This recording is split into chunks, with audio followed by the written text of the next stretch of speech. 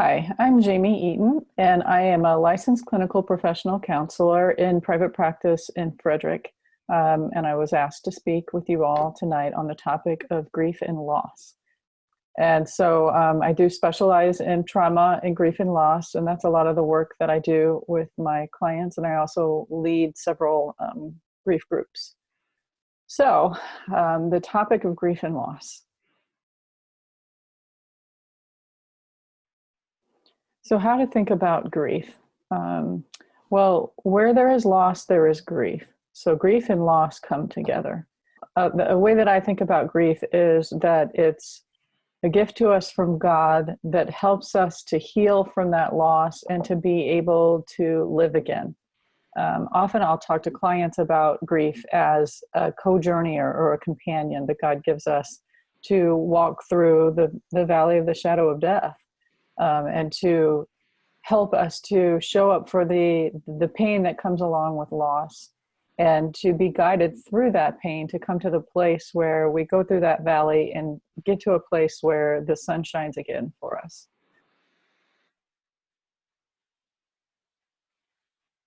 So grief comes with loss. Loss and grief are kind of like Siamese twins. And grief is the way that we actually heal from that loss, the hole that's left in our life from that loss. And we primarily think of loss as the loss of a loved one, as a person, the death of someone.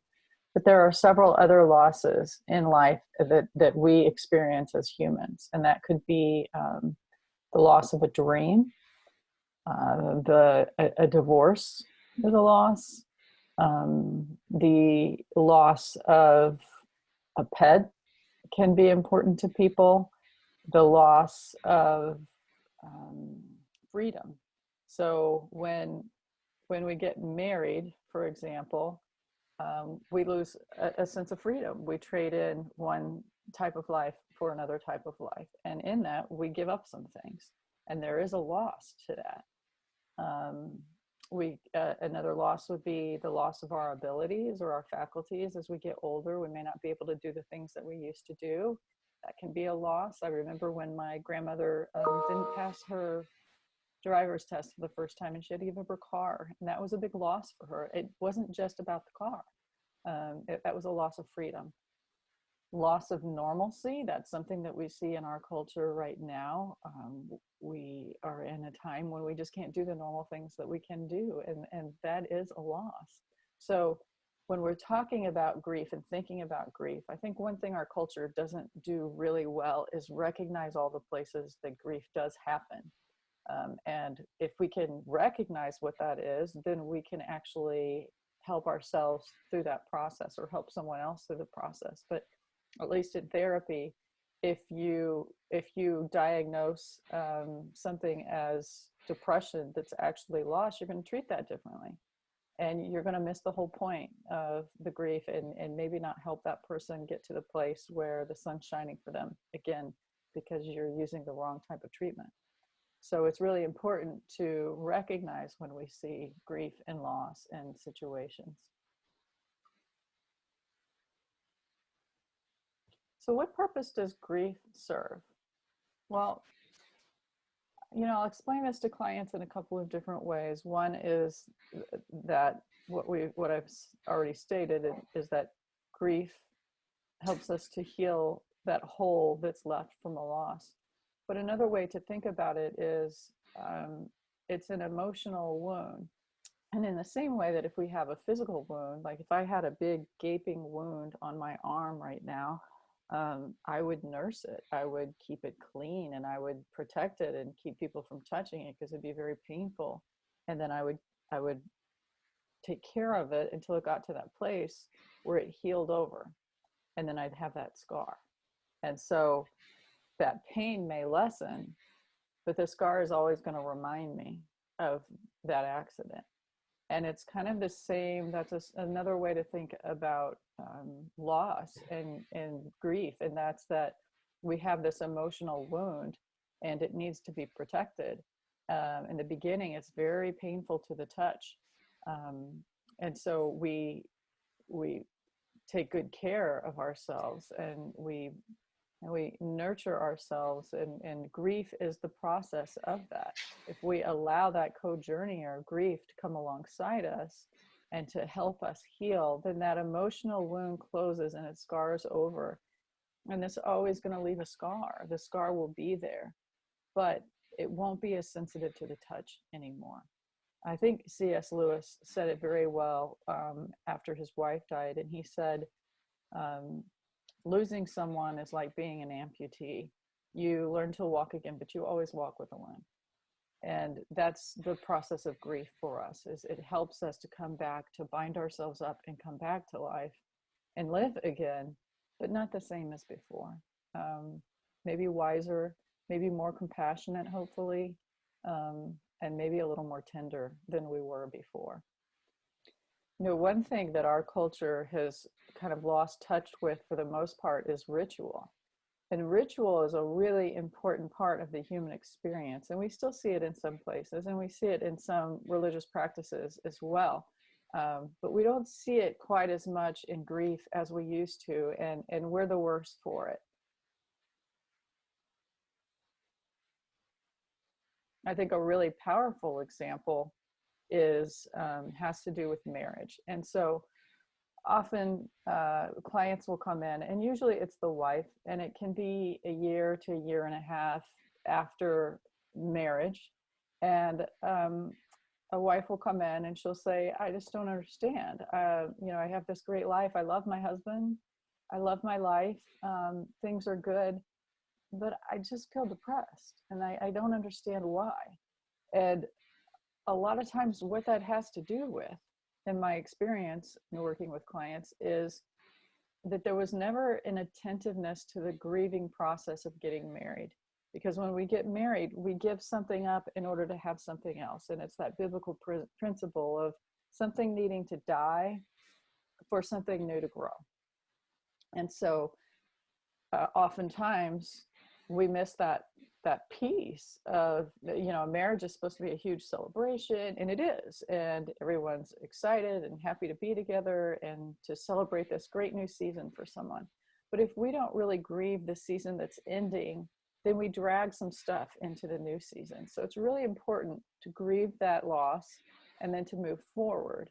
And, you know, the ritual of marriage in ancient times, we still have pieces of it, but we've lost the heart of it. And the ritual of marriage in many cultures in ancient times was that the night before the wedding, the groomsmen would come and they would steal the bride, and they would take her away. And the bridesmaids, there would be weeping and gnashing of teeth. The bridesmaids would cry and wail, and the bride would cry. And that was a ritual symbol of leaving her old life behind and now committing to this new season. And so that piece of that ritual was the grief piece. And that was acknowledging the loss. Now, we still have groomsmen and we still have bridesmaids, but no one gets stolen. And there's no room for grief in our ritual of getting married. It's all about celebration. And again, those two things need to go together. Something needs to die for something new to grow.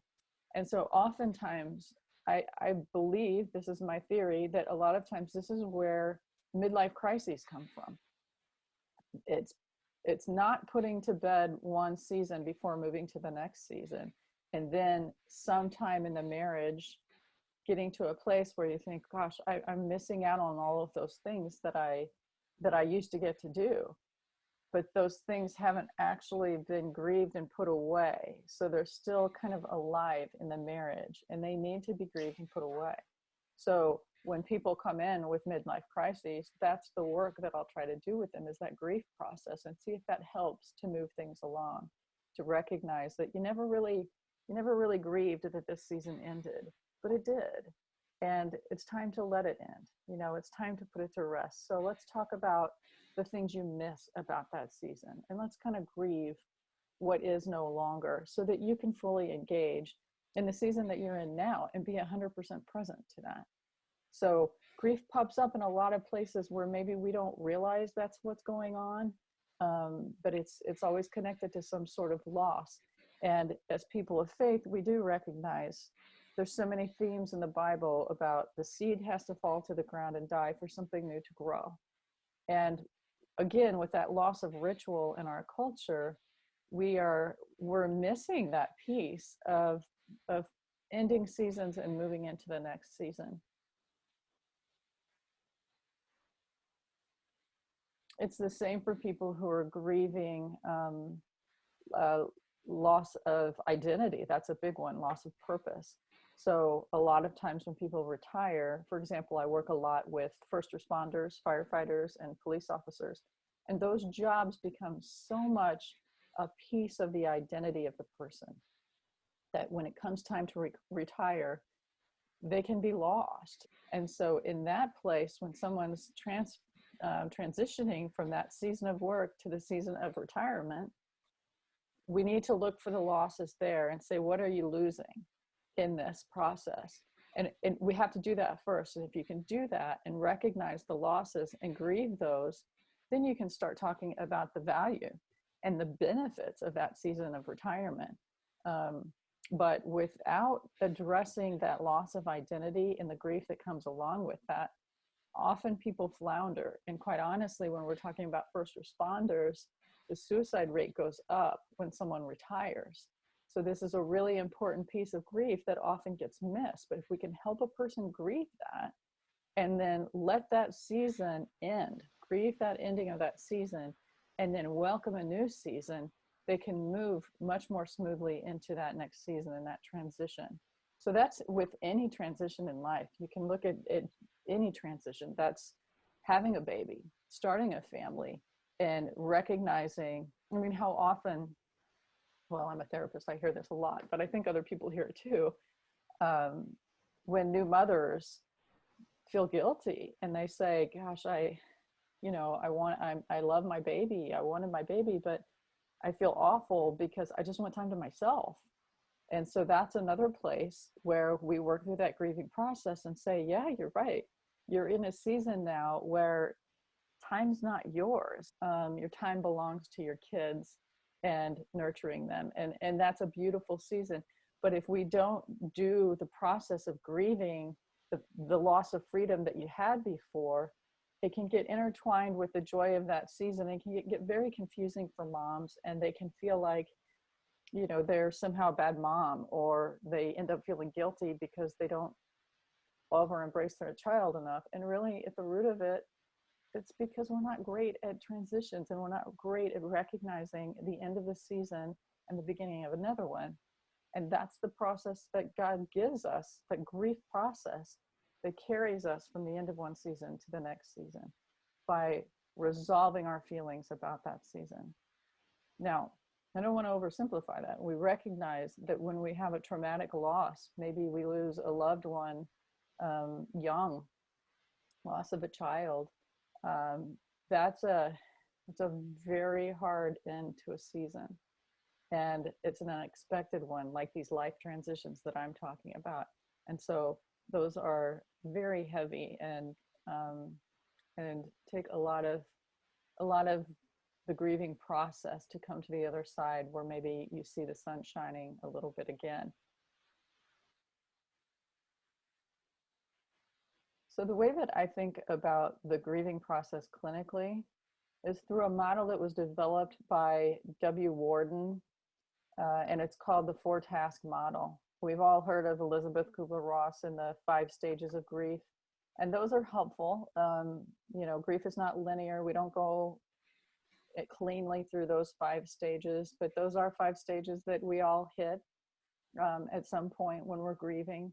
But the 4-task model, I think, is really helpful for trying to understand where someone is in the grieving process. And what it is this: the first task is to recognize the loss.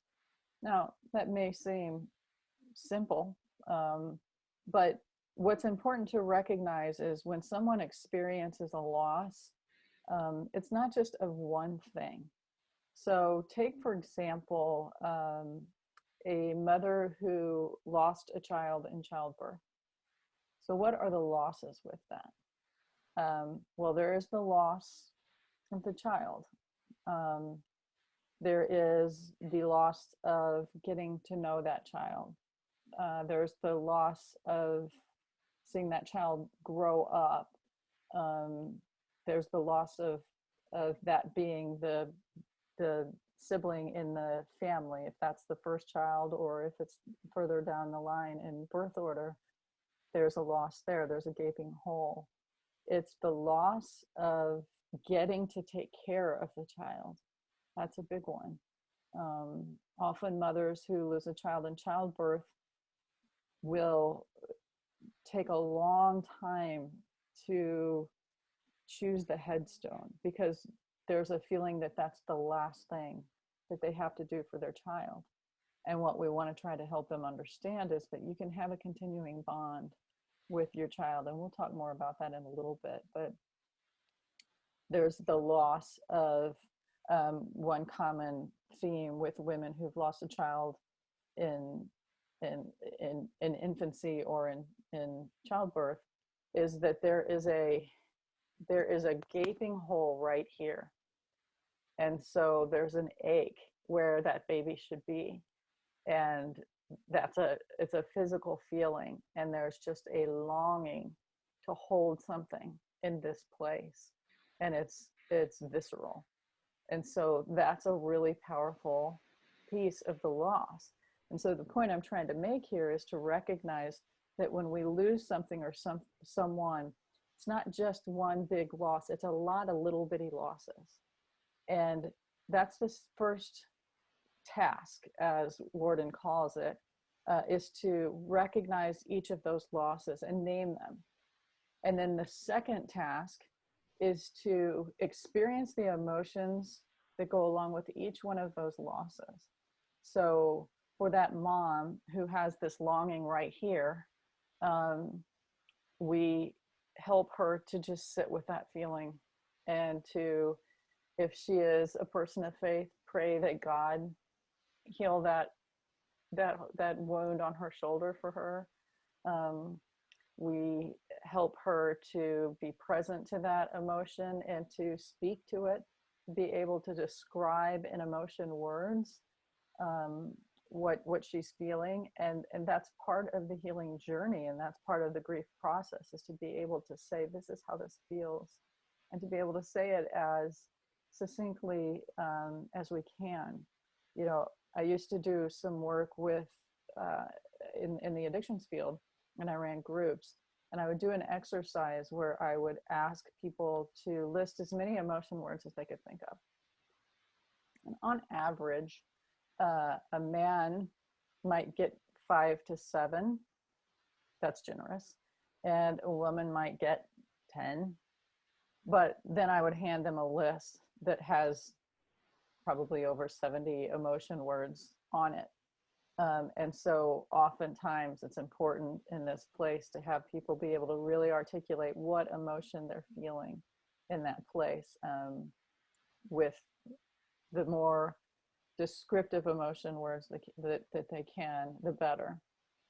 Now, that goes on. We work through each of those losses and kind of process, and then kind of work towards accepting that, yeah, I'm never going to hold my baby right here. That's not going to be my experience. And so maybe one day in heaven, we don't know what that's going to look like, but maybe one day in heaven I'll get to feel my baby right here. But that's something that I'm not going to get. And so we work towards processing those emotions attached to that. And then the third task is to find a new normal. And a lot of times I think what we try to do is we try to find that new normal too soon. But the new normal comes after processing all of these emotions, when we can say, okay, now what? And we can start looking around and figuring out how to live again. And I think the beauty of this 4-task model is that we don't necessarily drive this. The grieving process drives this. We just help people along the road with it, and we let the grieving process take the time that it will take.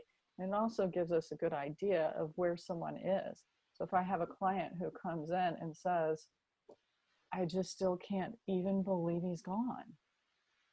Okay, we're task one, recognizing the loss, coming to terms with the loss. And then someone might come in and say, I laughed for the first time yesterday. And we say, okay, she's slowly finding the new normal, but we bounce around between those tasks. And then the fourth task comes much later usually. And this is and I think this is a really spiritual piece of this model, even though I don't know what Warden's faith practice was or if he had one. But the fourth piece is to reinvest in community in some meaningful way. And so that might be starting a foundation. That might be something as simple as, there was a wonderful story of a woman who, she had a little kind of a game with her daughter, and her daughter knew how to fold cranes, origami cranes. And mom would always say, teach me how. And she'd say, not going to teach you. And so she would fold them for her mom, and her daughter died suddenly. And so the mother began folding cranes and writing little messages on them and then leaving them all over the community. And that's a small example of one way that she was reinvesting in community. And that could look like starting an advocacy group, or it can look like raising grandchildren. It can be, I think of the verse often about comforting those with the comfort that we've been given. And so when you come to that place, when you come to task 4, you're in a place where you're ready to start helping others, and maybe helping them through the pain that you've gone through, maybe helping other people through different pain, but somehow reinvesting with this newfound compassion and sensitivity that comes from loss and grief. There's a loss of naivete in that process. There's a loss often of the sense that the kind of safety of the world that we all assume, and processing that creates a depth in us that makes it easier for us to connect to other people. We lose a sense of innocence, that sort of assumption that we have that the world is a safe place and bad things don't happen to me. But what comes out the other side of that often is so much more compassion and openness and vulnerability to others who are experiencing or have experienced that type of loss, or any type of loss. There are some other cultural implications to grief and loss that we have in our culture. And one of those is the belief that pain is bad. We live in a culture now where if you have a headache, you take an aspirin, and don't get me wrong, I love aspirin when I have a headache. But we've created this general belief that pain is bad or pain is wrong. And pain isn't always bad. And so a lot of times I think because of that, people want to stuff their grief down, or avoid dealing with the pain that comes from loss. And they want to suck it up and move on. And you get those cultural messages from a lot of places. But I think that one of the big important pieces of grief and loss is to recognize that pain isn't always bad. Pain can be the road to a better place if we can just show up for it. I'll often say to clients, avoiding, actually, Warden himself said, grief will be heard. It will surface somewhere. If you're not going to give it its proper place and allow that grieving process to happen, it's going to come up in depression or anxiety or addictions or different maladaptive behaviors. So it's best to face the grief and process through that pain. And, it's important to recognize we're asking a lot of people. That's very scary, but it's the way God designed it. We need to go through the valley of the shadow of death to get to that other side where the sun shines again. And so our culture is not great at making space for this type of pain. It kind of needs to happen. Another way that I'll say it to clients is, trying to stuff grief is like trying to hold a beach ball underwater. You can only do that for so long, and it's going to pop up somewhere. So it's best to just allow the process to take its course. And as prayer ministers, that's a course that you can walk alongside someone with, just as I walk alongside people with it as a therapist. And we pray that they come through the pain, and that God comfort them in the pain, and that the pain only be as deep as it needs to be in order for them to get to the other side and heal and be able to live again. And we pray that they don't set up a tent in the grief, which can happen. We can get stuck in grief. And it's important when praying, I pray that people keep moving.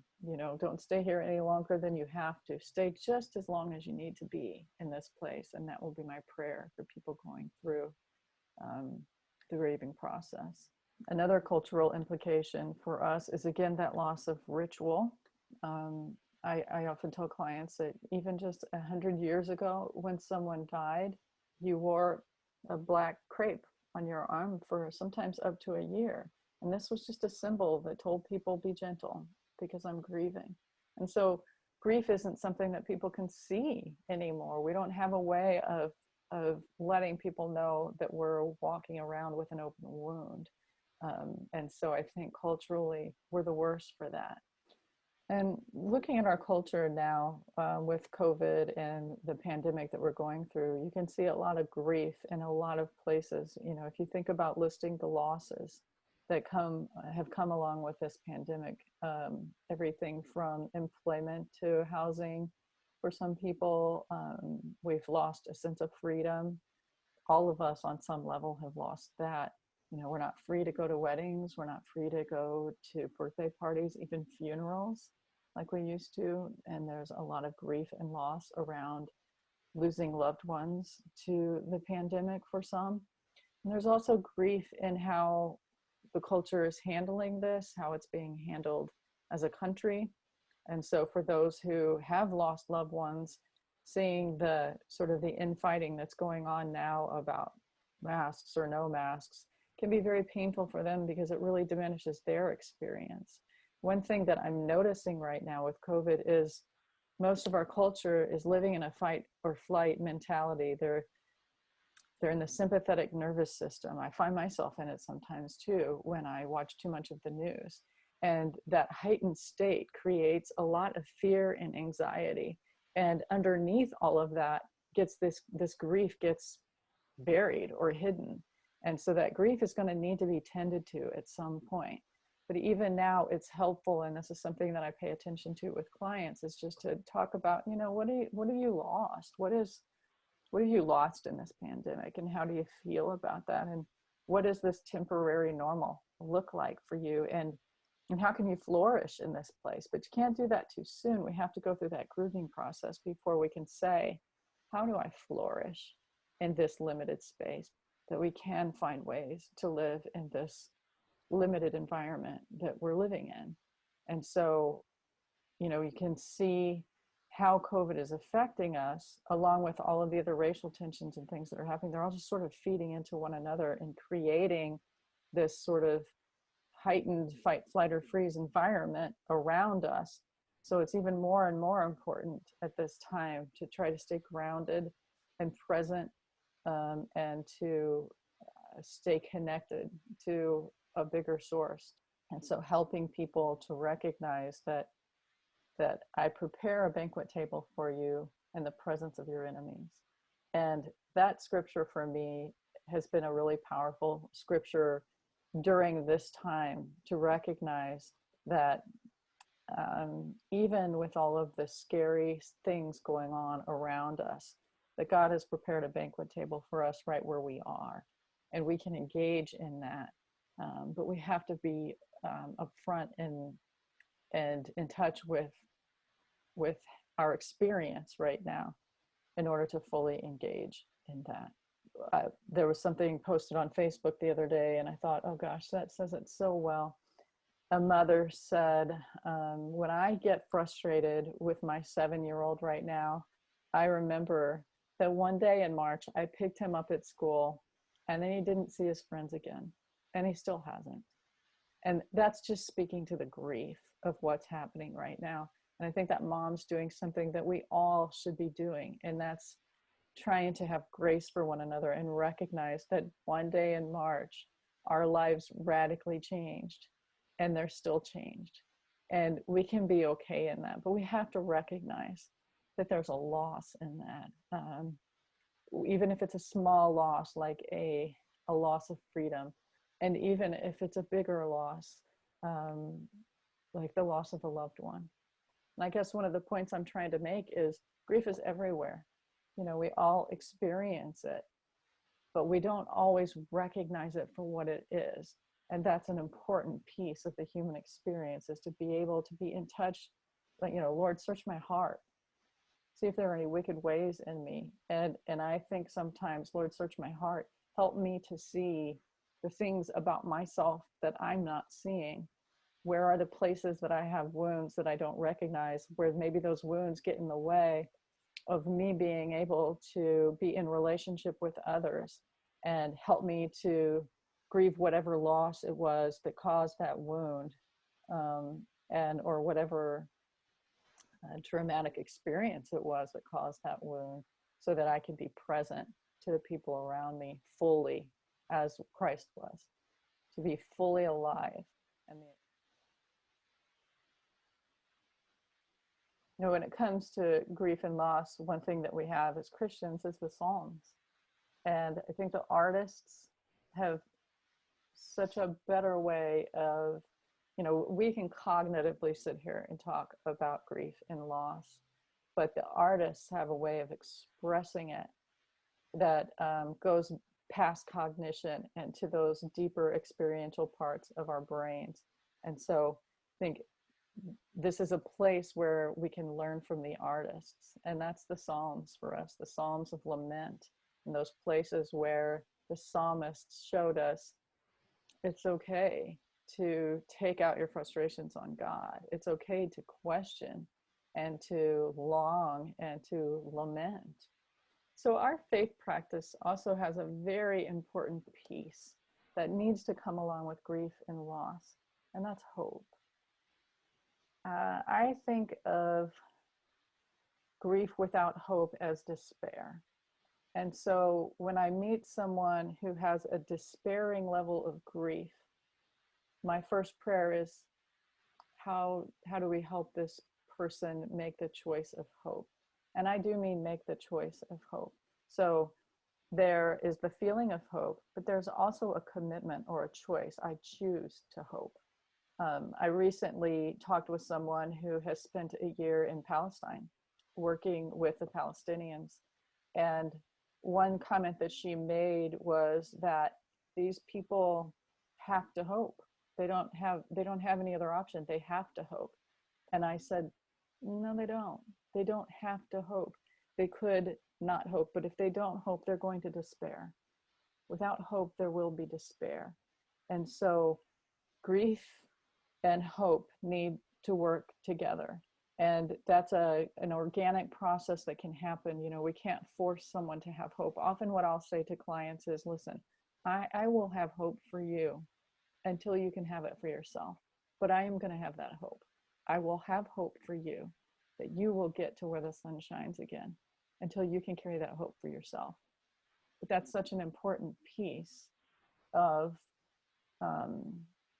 the grieving process, even if it's just a little bitty bit of hope. And then what we want to try to do is kind of fan that flame a little bit and see if we can't ask the Holy Spirit to breathe life into that place of hope and make that stronger and stronger.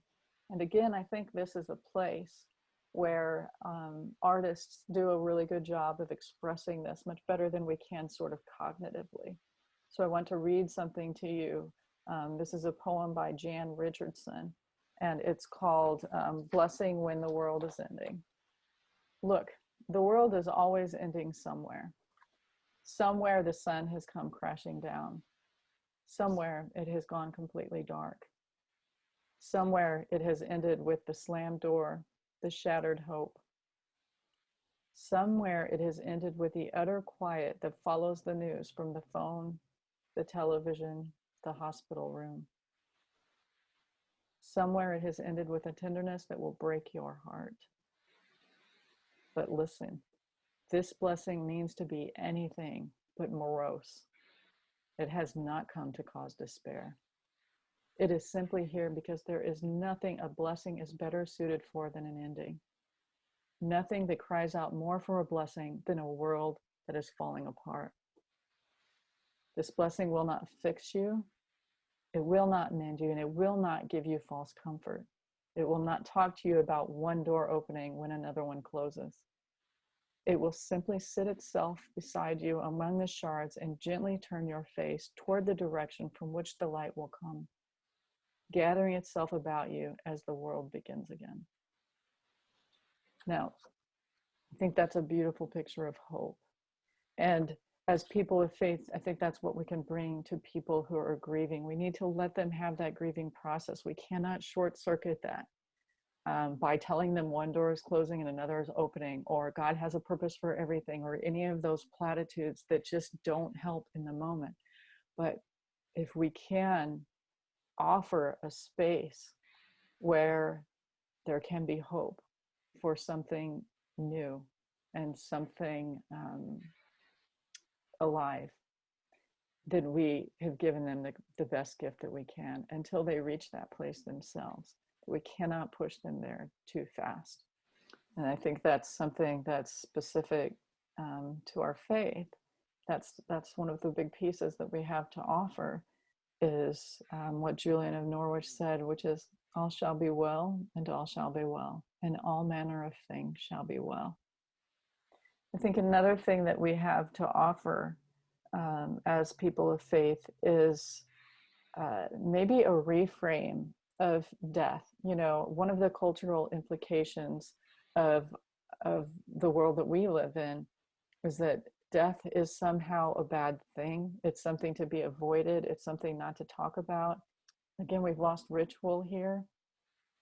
100 years ago, if you lost a family member, the family washed the body. The family cared for the body, and that was the last piece that a family would do for their loved one. And then the body was kept in the home for a couple of days, and people would visit. And so there was this understanding of the process of life and death. And death can be seen as just as much of a miracle as life can be.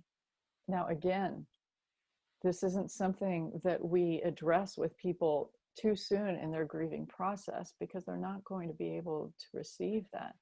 But we as people of faith, hopefully, can see death for what it is. It's a miracle, it's a mystery.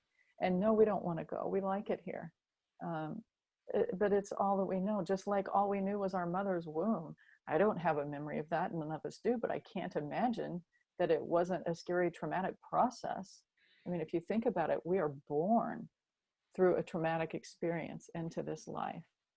And death can feel like a traumatic experience and can be a traumatic experience, but it moves on to the next life. And we don't know what that looks like, but we do know as Christians that it's a miracle. And so again, this is our foundation. This is the ground that we stand on. And that's not something that we want to express too early to someone, but it is something that I often pray that clients will have an insight into, and try to invite them into an understanding of this. And that can be death of a person, but it can also be the loss of our faculties, as we've said before, in life, be able to embrace there's a lovely quote by Tolstoy where he talks about how towards the end of his life, when things should be dimming and he should be shutting down, he's only becoming more and more vibrantly aware of the beauty of life. And I think that was a picture of this beautiful transition towards whatever comes next. And so as people of faith, we can invite people into that very carefully, but recognizing that that's our faith tradition. Another important piece to recognize with grief and loss is that we grieve in so many ways. There's the cognitive grief, and that's that process even of what I was talking about with Wharton's 4-task models of naming the loss. And then there's the emotional grief of talking about what what your feelings are about the loss. And then there's also a somatic experience of saying, where do you feel it in your body? You know, the mother that feels the loss right here, that can be different for all types of losses. Someone who has become an amputee still has the feeling of that limb present, and that's a powerful grief theme of feeling something that's no longer there. So even in that place, there's a lot of somatic and emotional and cognitive grieving that needs to go on to help that amputee find a new normal. And then there's also an artistic expression of grief for people who are autistic or who have a sensitivity to beauty, is the way that I often say it. And so even looking at paintings or different images can bring up that grief and help people in the grieving process. Music is a powerful way for people to help with the grieving process and to be drawn to certain types of music at that time and to kind of let that music speak for us. It's a really powerful way that people who maybe aren't quite so verbal might grieve. I worked with a young man in his 20s, and he just had a hard time articulating what he was feeling, but he could bring in music that would express what he was feeling, and it was very vibrant, and it really spoke clearly. And so he was able to process his grief through the sharing of music, since words were so hard for him. So grief can be expressed in so many ways, and I think that's also a gift from God, and it helps us to know ourselves a little bit better. Even nature can be a place where people feel themselves begin to heal. Even now, when we have all of these forest fires, they're devastating, and there's a lot of grief and loss in this process, and yet those forests are going to rebuild themselves, and life will go on. And sometimes nature can be a place where people find hope in their grief, to recognize that things continue, and there are some predictabilities in the world that helps us to feel safe and to kind of know our place. Another important theme with grief is the theme of continuing bonds. That's the idea of having a continual relationship with what has been lost. And a continuing bond can be keeping your loved one's memory alive through telling stories, through rituals, family rituals. A lot of times people who've lost a loved one will do something special on the person's birthday. By continuing to talk to your loved one, there are a lot of different ways to continue a bond. It might be making a special meal that your loved one liked and then delivering it to a battered women's shelter, or creating a foundation that serves others in memory of your loved one. But continuing bonds is a way of maintaining that connection with a loved one after they've gone. And that can be an important part of the grieving process, and an important piece to help people to understand. A lot of times people will think, am I crazy because I still talk to my loved one, or I feel their presence around me? And of course the answer to that is no. You know, your relationship with your loved one is yours, and however that manifests for you, we want to support that. You know, our loved ones may be gone, or a season may be gone, but it's still a part of us. It's still a part of our experience. They're still a part of us and a part of our experience. And as people of faith, we have hope that we'll see them again. So we are just carrying that bond until we get to that place where we're all together, whatever that is going to look like for us.